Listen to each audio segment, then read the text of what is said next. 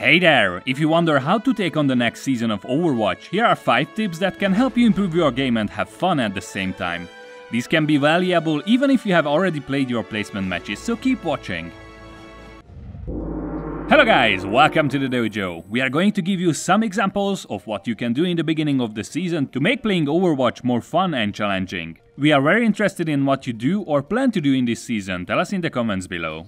Some players struggle with the placements in the beginning of the seasons and then may have a hard time getting into competitive games. This is usual, but the following tips may be able to help you get into Overwatch ranked games again and have fun while doing so.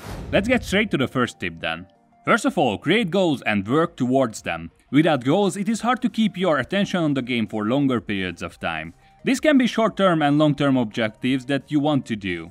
Don't need to get too serious about them. A goal can be as simple as playing more with friends or making sure that you get all the skins for your favorite characters. For anybody who is more competitive and improvement is always on her mind, having some SR related goals might help you in situations when you feel lost.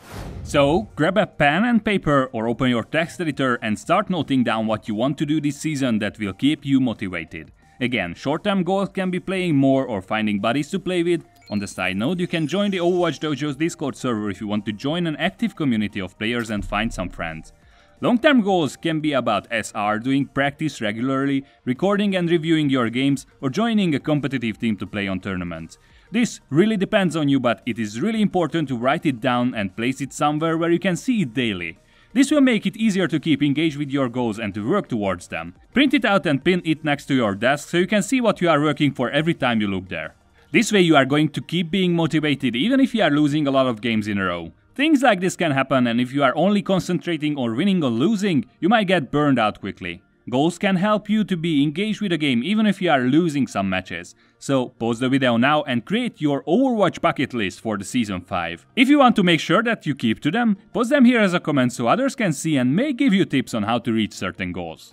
Okay, the next one is about creating a schedule and then keeping to it. We know very well that the word practice combined with schedule can look dull, but you are here for improvement, right? Creating a schedule is not that hard, but keeping to it usually is. It needs a lot of willpower to form a new habit and to integrate practice and game review into your everyday play sessions.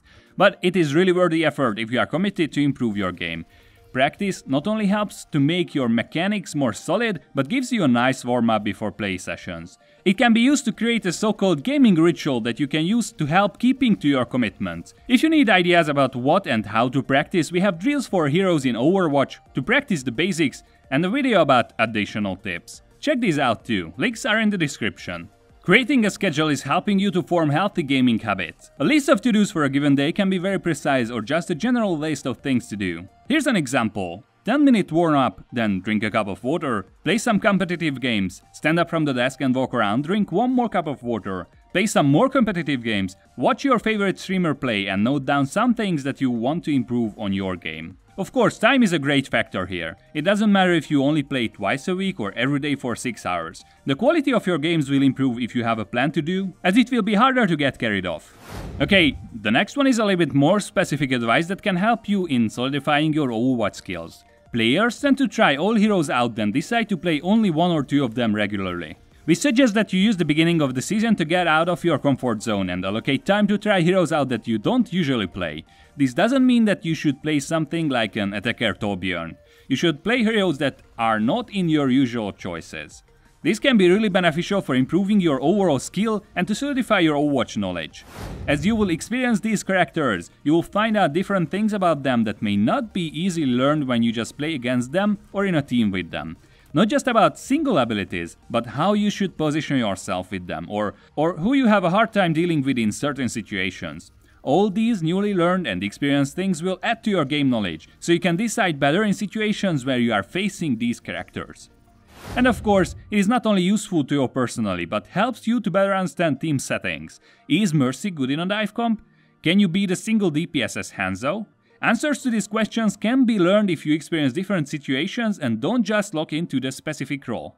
If you want to specialize on a hero or a set of heroes, make sure that you don't overdo off-role practice. Yes, you can learn a lot from playing other heroes, but make sure that the most of your time is committed to your main role. This way you won't get rusty and can still gain valuable knowledge. Focus on improvement and review your mistakes. This point is connected to number 2 on this list. When you already have a schedule for gaming, you can set aside some time for deliberate practice. You have a lot of things that you can do, starting from reviewing your own games or watching high-level or professional players playing your role. The main thing is, even if you only have a few hours a week for playing games, you can still keep improvement in mind.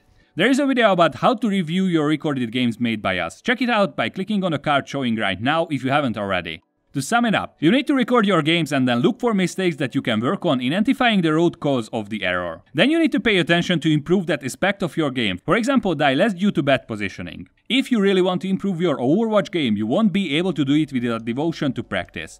We sometimes hear that players think that playing games in a live environment is a lot better than reviewing your own games and practicing mechanical things against bots in the practice range. If you only allot time to play, it is a lot harder to realize that you are making mistakes. Even if you are not new to the game, it is a lot more easier to record the game and review it to find different mishaps than trying to do it live. By doing these review sessions, we are making sure that the same mistakes are not made over and over again. You will be able to identify mechanical mistakes and positional ones most of the time by yourself. If you want to get serious and improve in an accelerated rate, consider becoming a coachee of Overwatchdojo by supporting us on Patreon. You can find the details by clicking the card right now. The last point is about making sure that whatever you do, you are enjoying yourself. Competitive games can be really tolling on your general mood if you are having those bad days. It is important to make sure that you are not forcing games after games to try to sneak in just one win. You can easily lose hundreds of SR while doing so, and you will be even more disappointed. This is a personal preference, of course, but we tend to say that you should stop playing for a short while after losing 2 consecutive matches and do something else for a while. Overwatch offers a lot that you can do, ranging from playing the arcade games to hopping in some frantic only Widowmaker headshot action, if you are into that. There are some really unusual custom games like Roadhog Volleyball that can help you get back into the mood, making sure that you are giving 100% when playing.